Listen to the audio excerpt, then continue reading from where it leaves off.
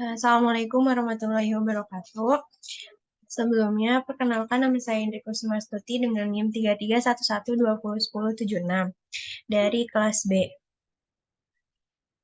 Di sini saya akan menjelaskan mengenai metode analisis sertralin berdasarkan farmakope dan jurnal ilmiah.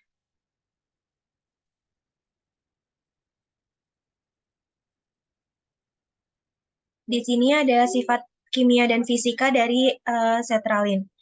Berat molekulnya ada 306,2 gram per mol. Titik leleh sertralin adalah sekitar 243 sampai 244 derajat Celcius. Ini adalah suhu di mana sertralin berubah dari bentuk padat menjadi cair.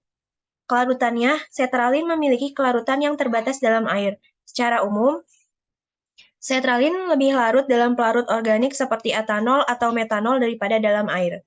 Kepolarannya, sertralin memiliki sifat kepolaran yang tinggi karena memiliki gugus polar seperti gugus amina dan oksigen.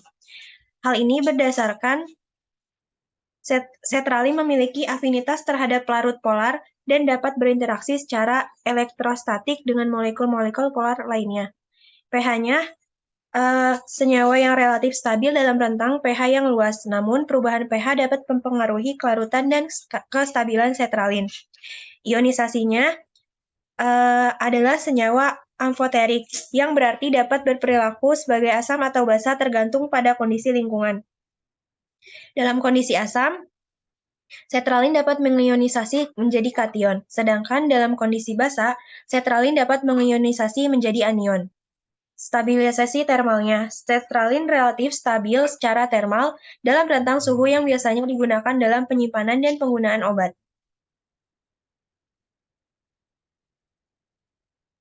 Di sini ada metode analisis kuantitatif dan kualitatif. Yang pertama, di sini ada kualitatif kromatografi gas. Metode ini dapat digunakan untuk analisis kualitatif sertralin. Metode ini melibatkan penguapan sertralin dan pemisahan komponen-komponen dalam sampel menggunakan kolom pemisah gas, dan kemudian identifikasi sertralin berdasarkan waktu retensi yang khas atau pembandingan spektrum massa. Spektroskopi ultraviolet visible atau UVVS, analisis kualitatif sertralin dapat dilakukan dengan menggunakan metode spektroskopi UVVS. Sertralin memiliki panjang gelombang absorpsi yang khas dan dalam rentang UVVS sehingga dapat diidentifikasi berdasarkan pola absorpsi yang khas. Kemudian yang terakhir di sini ada spektrometri massa.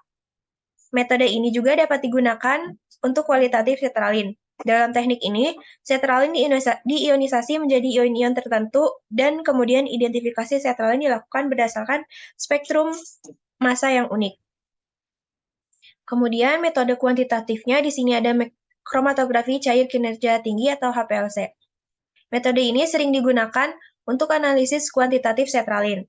Metode ini juga melibatkan pemisahan sertralin dari komponen lainnya dalam sampel menggunakan kolom pemisah yang sesuai, dan kemudian kuantifikasi konsentrasi sertralin menggunakan detektor yang sesuai, seperti detektor ultraviolet atau detektor fluoresensi.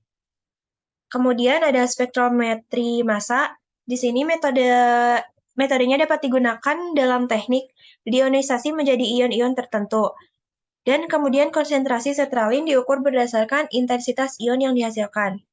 Yang terakhir ada metode immunoassay. Metode ini dapat digunakan untuk analisis kuantitatif sertralin. Didasarkan pada reaksi antigen antibodi yang spesifik, di mana sertralin berperan sebagai antigen dan antibodi yang spesifik digunakan untuk deteksi dan kuantifikasi. Kemudian di sini ada identifikasi kadar obat sertralin dalam metode lain pada jurnal ilmiah. Yang dapat saya ambil dari jurnal ini, karena di sini memiliki dua metode analisis. Judul yang saya ambil pada jurnal ini ialah Sensitive Determination of Sertralin in Commercial Drug and its Stability Check in Simulated Gastric Juice. Berdasarkan jurnal ini, pada penelitian ini dikembangkan metode analitik penentuan kualitatif dan kuantitatif sertralin dengan sistem GC-NMS sebagai alternatif metode analitik lainnya. Dan ini merupakan 3 gambar sampel yang diambil pada jurnal tersebut. Tujuan penelitian ini untuk mengetahui perilaku sertralin dalam cairan lambung. Tidak ada penelitian dalam literatur yang memeriksa stabilitas sertralin dalam sistem lambung dengan menggunakan metode sensitif HPLC dan MS. Untuk tujuan ini, didapat 100 mili jus lambung simulasi termasuk 0,70 mili HCl 35-36%, 0,20 gram NaCl, dan 0,32 gram pepsin disiapkan. Dan 1 tablet merek obat yang dipilih dimasukkan ke dalam jus lambung. Larutan dikocok dengan shaker mekanik pada suhu 37 derajat Celcius selama 240 menit. Larutan ekstraksi 1,0 ml diambil setiap 30 menit dan dianalisis dengan sistem GC dan MS pada kondisi optimum. Kesimpulannya, berdasarkan hasil analisis sertralin melalui farmakope dan jurnal penelitian ilmiah, didapatkan bahwa pemilihan metode analisis kuantitatif dan kualitatif tergantung pada tujuan spesifik analisis dan kebutuhan pengguna. Dalam praktiknya, metode analisis yang sesuai harus dipilih berdasarkan keakuratan, sensitivitas, kekhususan, dan persyaratan analisis yang diinginkan.